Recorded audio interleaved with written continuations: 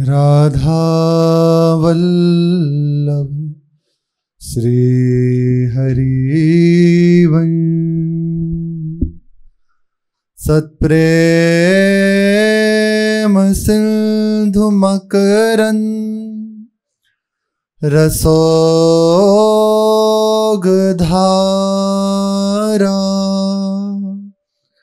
सारा नज श्रमभिता श्रवदाश्रितेषु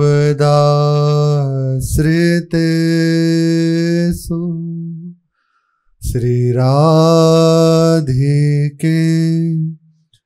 तव कदा चरणार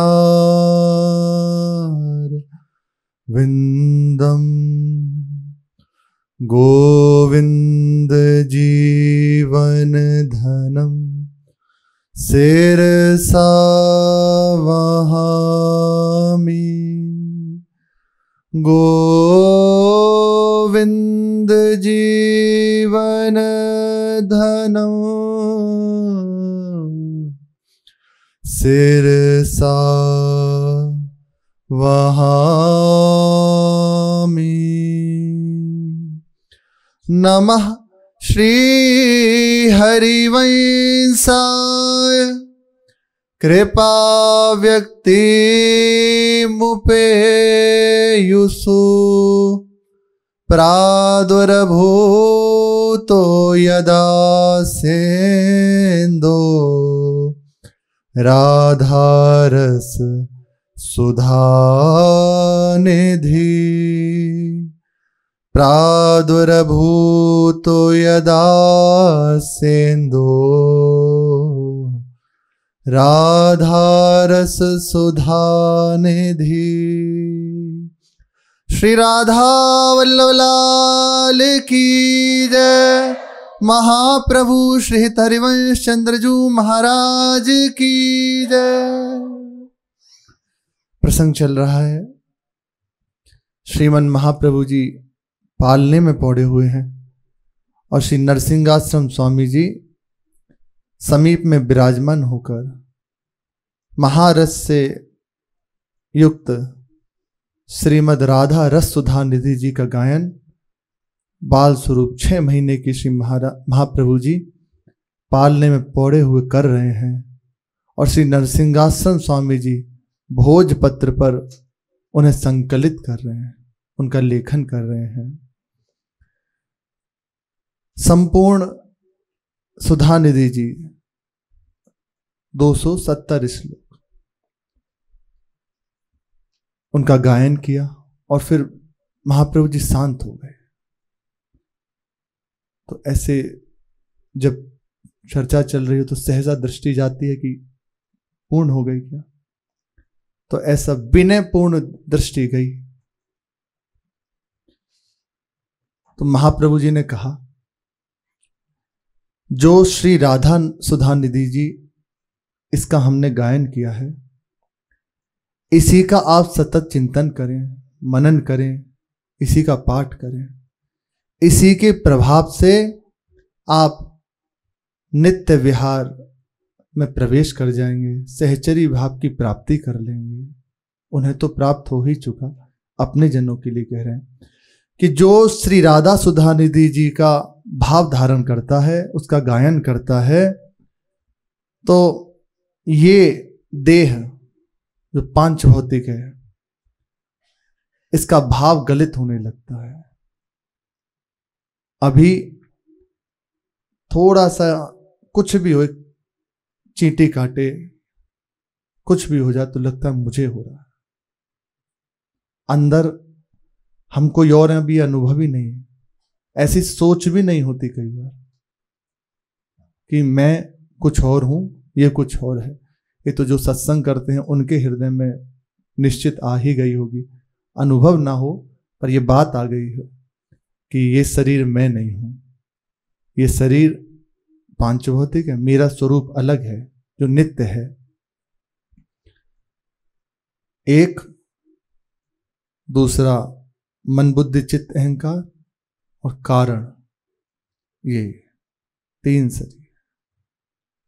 बनियान शर्ट और कोट, इसके आगे है निज स्वरूप जो सच्चिदानंद में है, जहां कभी ना दुख है, ना सुख है, ना अशांति है, ना शांति है। वो नित्य है, सम है।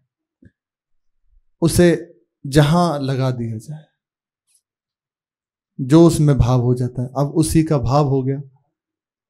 मैं शरीर हूं तो इसके दुख सुख लाभ हानि सब प्राप्त हो रहे हैं। ये शरीर बहुत कठिन इसको कहा गया है। इसका भाव गलित हो जाना, देह भाव छूट जाना, और इस रस की प्राप्ति या परमार्थ की उपलब्धि तभी है, पांचे भूले देह सुधि, तभी आप का मार्ग खुला है, तभी आप इस रस में प्रवेश कर सकते हैं।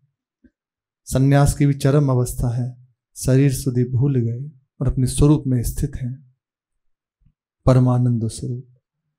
यहां श्री श्यामा श्याम की सेवा में स्थित हो जाता है। भाव इसका छूटना मुख्य है। ये भाव छूटना बड़ा कठिन है, अपने बस से नहीं छूट सकता, क्योंकि जो करेंगे इसी से करेंगे। कहीं भाग जाओ इसी को लेके भागेंगे।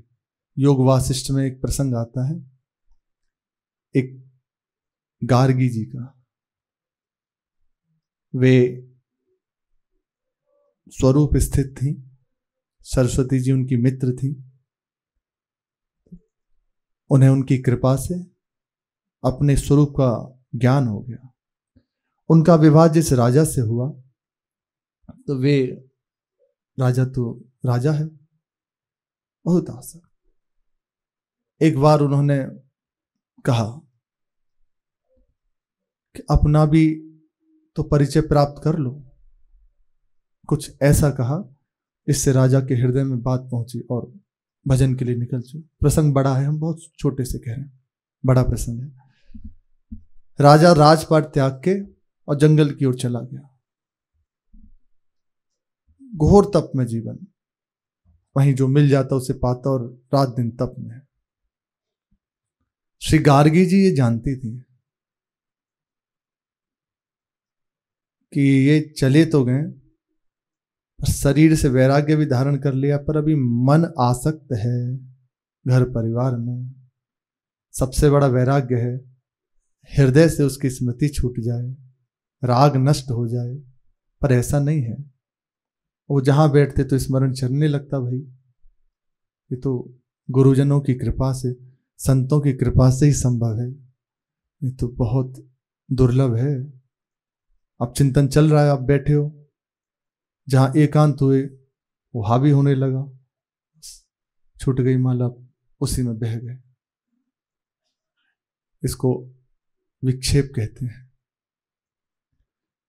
भजन में ये आता है, यदि तटस्थ रहे और नाम जप करता रहे तो ये हटने लगता है।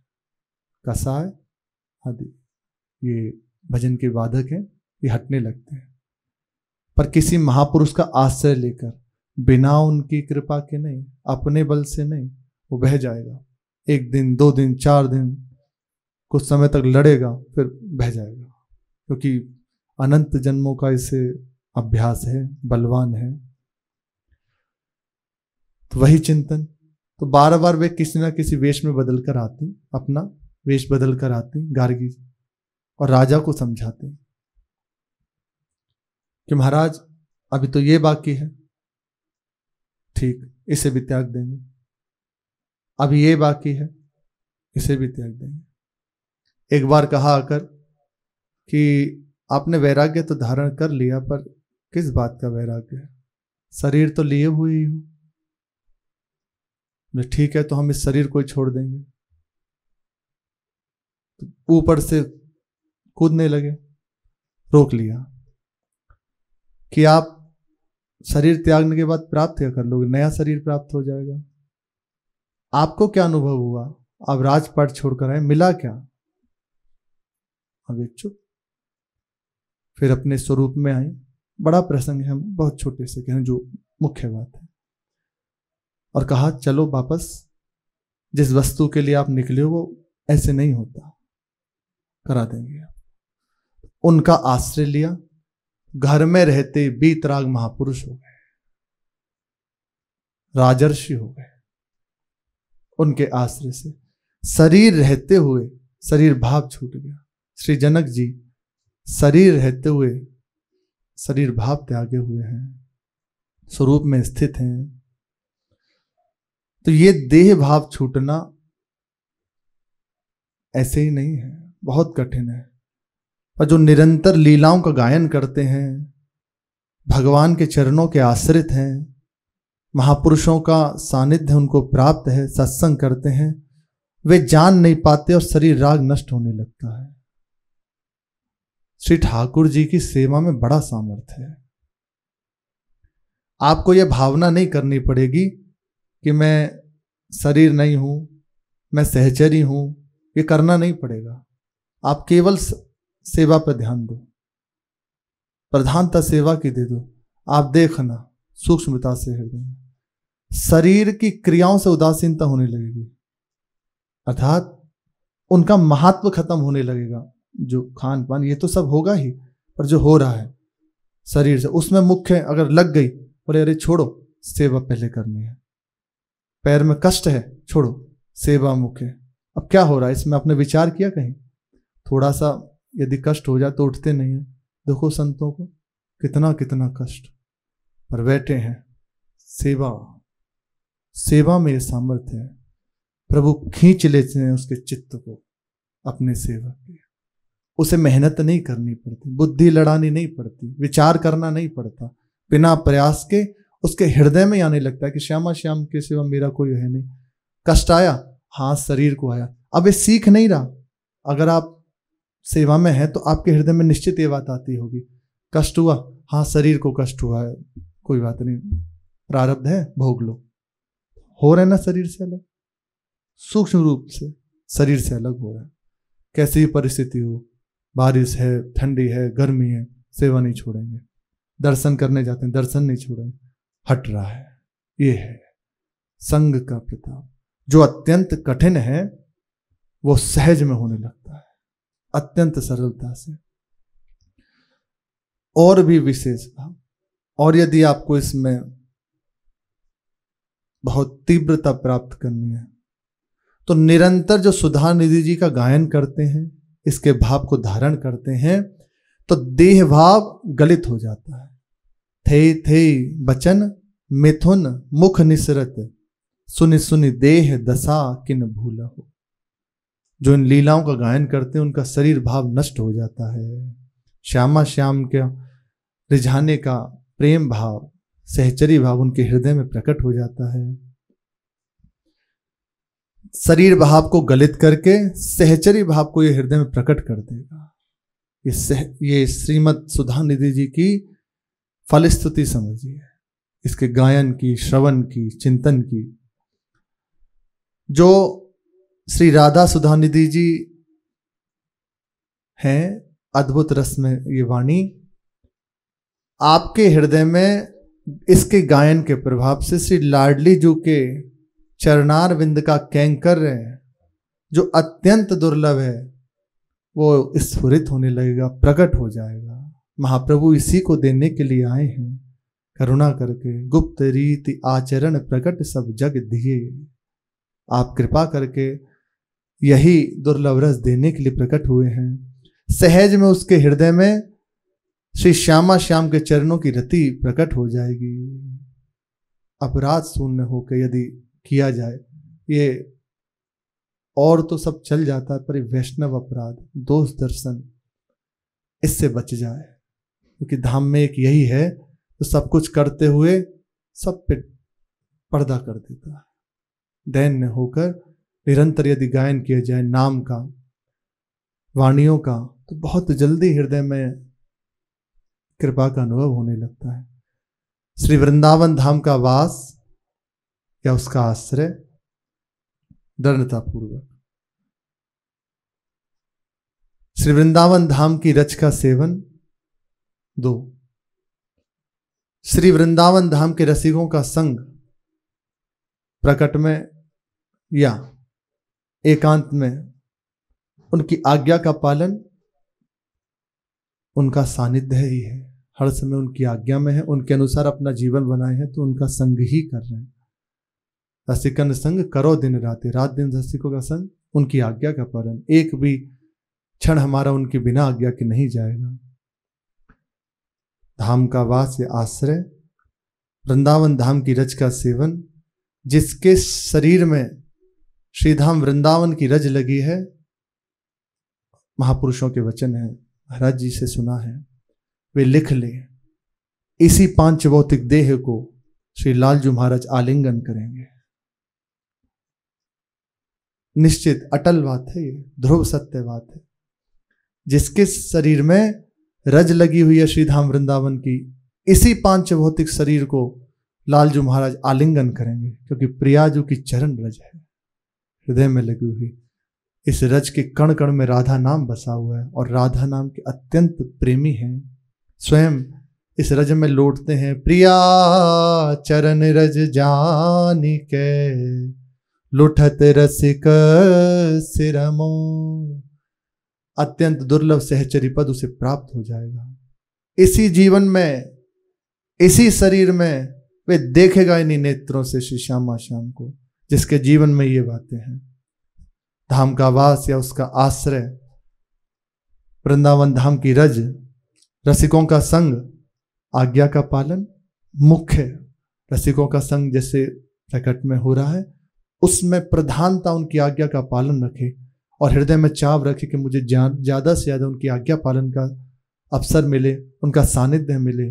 तीन बात हो गई, धाम का वास, आश्रय, रज का सेवन, रसिकों का संग, श्री श्यामा श्याम की दास्ता, उनकी उपासना, उनकी सेवा और युगल मंत्र का जाप।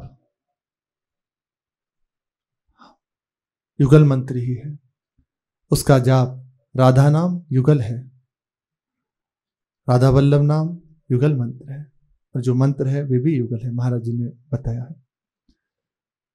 युगल मंत्र का जाप, वाणी जी का गायन, असंग रहते हुए, बहुत जल्दी जिसे प्राप्त करनी इन बातों को पकड़ ले। बाहर से सत्संग हो रहा है, हम सुन रहे हैं, अपना जीवन है, भागवतिक चर्चा है, अच्छा है, हमारी रति ही ये इसमें करेगा।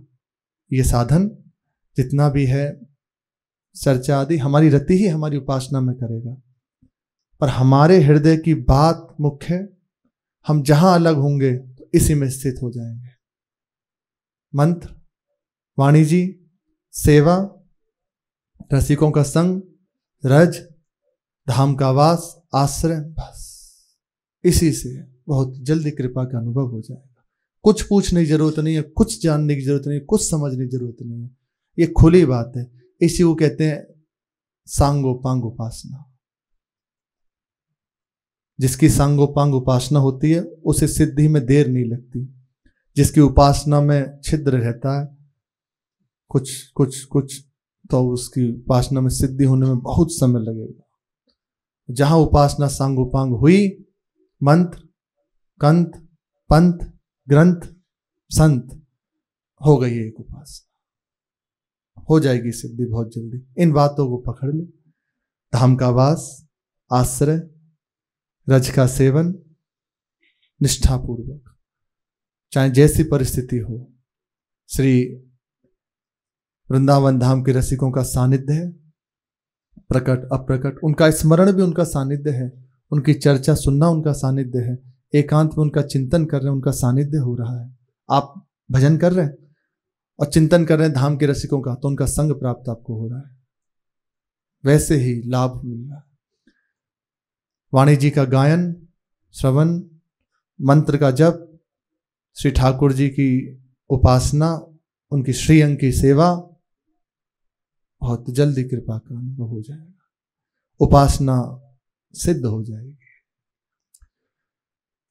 जो इनका गायन करेगा श्रीमद राधा सुधानिधि जी का, तो अत्यंत दुर्लभ श्री लाडली जी के गोरे चरणारविंद की दास्ता उसके हृदय में प्रकट हो जाएगी। श्री नरसिंहाश्रम स्वामी जी ने जब सुना तो गदगद हो गए, नेत्रों से अश्रु बह रहे हैं और पुलकित होकर विनय करने लगे, प्रभु बड़ी कृपा, मुझ अनाधिकारी पर ऐसा दुर्लभ रस, ऐसी दुर्लभ बात आपने दे दी जो किसी भी प्रकार से मैं प्राप्त नहीं कर सकता था। हमारी ऐसी ही बात है, किसी भी तरह इसकी सच्ची बात तो तभी पता चलेगी आपको, कहें जैसे अभी सुन रहे हैं, कह रहे हैं, पर वास्तविक बात तभी अनुभव में आएगी जब इस बात को जान जाएंगे, जब दृष्टि गोचर ये चीज हो जाएगी। अभी तो सुन रहे हैं तो कहीं ना कहीं रहता है कि हाँ अपनी बात को तो सब कहते ही हैं, अच्छी बात है, लेकिन जिस समय इस वस्तु का अनुभव होगा तभी जान पाओगे। गुरु की कृपा का तभी अनुभव होता है कि गुरु ने क्या दे दिया, गुरु क्या वस्तु क्या है, वे सब कुछ हैं। ये तभी अनुभव होता है जब उपासक को भगवत साक्षात्कार हो जाता है, तभी वे जान पाता है कि मुझे गुरुदेव ने क्या दे दिया, बलिहारी हो जाता। तभी आज कह रहे थे ना महाराज जी कि भले वो समान स्थिति का है तब भी दृष्टि झुकाकर उनके चरणों में बैठा रहता है। सुबह के प्रसंग में था कि मान लो आपकी स्थिति हो गई, गुरु में शिष्य में भेद नहीं रहा, पर फिर भी उनके चरणों में ही उसकी दृष्टि रहेगी, झुककर ही उनके सामने बैठेगा। ये ऐसा नहीं हो सकता कि क्यों? क्योंकि उनकी कृपा से वस्तु आई है, बिना उनके वे जान भी नहीं पाते। तो सच्ची बात तो वही जानता है, तभी इस बात का अनुभव होगा। बहुत विनय करी, बहुत प्रसन्न हो गए। श्रीमन महाप्रभु जी ऐसा जब श्री नरसिंह आश्रम स्वामी जी ने विनय की तो अपने निज स्वरूप से प्रकट हो गए सामने। अभी बाल रूप में थे, अब से हिस्सजनी रूप से प्रकट हुए और वो अद्भुत सहचरी स्वरूप का दर्शन कराया। तो वैसे भी परमानंद में डूबे वो, और करुणा स्वयं प्रियाजू का स्वरूप है श्री हिस्सजनी। श्यामा श्याम श्री नागरीदास जी ने लिखा है, चार हो तो बाम भुजा लाल इधर और दक्षिण भुजा लाडली, परस्पर बीच में विराजमान श्री महाप्रभु जी सहचरी रूप से। श्री लाडली जो दक्षिण ओर है, हमारी उपासना की ये विशेषता है। हमारे यहां श्री प्रियाजू बाम भाग में तो जैसे सामान्य रूप से वर्णन किया ही जाता है कि ऐसे ऐसे, लेकिन जो गुप्त बात है एकांतिक वो यही है कि श्री लाडली जो दक्षिण में विराजमान है और बाम में श्री लालजू रसम राधायामा भजति किल भावम ब्रजमन। जहां वर का स्थान होता है वहां श्री लाडली जो है, जहां वधु का स्थान है वहां प्रिया श्री लालजू महाराज है। ये एकांतिक रस की बात है। एक बार एक उपासक आए थे अपने श्री ठाकुर जी को लेके, तो ऐसे ही था, इधर श्री लाडली जो और इधर लालजू। महाराज जी कहे कि हाँ यही है हमारी उपासना का रहस्य है, तुम पे करुणा है इसलिए तुम्हारे हृदय में आ रही है। और अपने यहाँ है एक उपासक हैं, उनके यहाँ श्री जी विराजमान ही इधर है स्वयं, और इधर श्री लालजू विराजमान है। बहुत दुलारमय से ये उपासना की रहस्यमयी बात है। बाम भुजा लाल दक्षिण भुजा लाडली, मलकत गजराज की भांति दोनों को अपने हृदय पर विराजमान किए हुए और वृंदावन की बीथियों में विहरण करते हैं, उनको खेल खिलाते हैं। ये शोभा का दर्शन कराया श्री स्वामी जी महाराज को, गदगद हो गए, चरणों में लेट गए। फिर कहा कि अब मुझे आज्ञा करें। तत्काल महाप्रभु जी अपने बाल रूप में आ गए और मुस्कुराते हुए श्री पालने में पौड़े हुए हैं, वैसे ही बाल रूप। प्रार्थना करी कि अब हमें आज्ञा करें, क्योंकि हमारा स्वभाव है जिस मार्ग के हम हैं, संत सुखी विचरंत मही, विचरण करते हुए यहाँ रहना है। अब हमें आज्ञा करें आप। महाप्रभु जी ने कहा हाँ, इसी श्री सुधा निधि जी का आप निरंतर गायन चिंतन करते रहना। बार बार ये बात बहुत जगह पड़ी, एक ही बात कह रहे हैं कि निरंतर श्री सुधा निधि जी का गायन, चतुरासी जी, सुधा निधि जी, इनका गायन, जो भी रसमयी वाणियां हैं, अब गायन के प्रभाव से चिंतन बनने लगेगा। पहले से वाणियों का अर्थ नहीं पढ़ना चाहिए, क्योंकि अभी हमारे हृदय की सामर्थ्य नहीं है। या आप देख लें, आपके हृदय की सामर्थ्य हो तो आप देख लें। वैसे गुरुजनों ने मना किया है कि अर्थ ना पढ़े। जैसे सुधा निधि जी, तो उसके अर्थ की इसलिए कही गई है कि सीधा सीधा अर्थ, जो उसकी टीका ना पढ़े, केवल अर्थ जो रसकुल या टीका है आदि हैं, इनको ना पढ़े, केवल सीधा सीधा जो श्लोक है उसका भावार्थ है उसे पढ़े। तो संस्कृत नहीं आती तो उसको पढ़ ले, अर्थ पढ़ ले, समान फल देने वाला वही उसको प्राप्त होगा जो श्लोक के द्वारा पढ़ लेगा। वहां से श्री नरसिंहासन स्वामी जी प्रणाम करके और सबको आश्वासन देते हुए पधारे। अद्भुत शोभा से संपन्न श्री महाप्रभु जी विराजमान हैं। पालने में प्रगटे श्री हरिवंशजू, निह कलंक शशि पूर्ण, छुटी जुनैया केली में, रसिक हृदय रसपूर्ण, वाणी किरण प्रकाश ही, सुधा निधि श्री चतुरासी। हरिवंश महाप्रभु मानो चंद्र हैं, और कलंकित चंद्र नहीं, निष्कलंक चंद्र, और उनका प्रकाश, उनकी किरण, ये वाणी ही उनका प्रकाश, उनकी किरण है। केली में जो रहस्य का गायन किया है, लीलाओं का गायन किया है, यही उस चंद्र की किरणें हैं जो संपूर्ण जगत को प्रकाशित कर रही है। और जो इनका आश्रय लेगा, गायन करेगा, उसके हृदय का अंधकार नष्ट होकर, उसके हृदय का ताप नष्ट होकर, उसके हृदय में महान शीतलता प्रकट हो जाएगी, उसके हृदय में प्रकाश हो जाएगा नित्य विहार का। व्यास सुधा सागर भर्यो, प्रगटे सुख राशि। महान अमृत से भरे हुए, प्रेमामृत से भरे हुए सुधा सागर श्री महाप्रभु जी करुणा करके अपने आश्रितों को महान सुख प्रदान करने के लिए प्रकट हुए हैं। देखिरी बलि व्यास नंदन बन्यो, देखिरी बलि व्यास नंदन बन्यो, सुन्यो सुख सियरो हियरो सिरावे। कैसी शोभा हो रही है। पालने में पौड़े हुए हैं, मंद मंद मुस्कुरा रहे हैं, और गौर सौ बरन मुख अरुण अंबुज नयन, बैन मधुरियो जियरो जीवावे।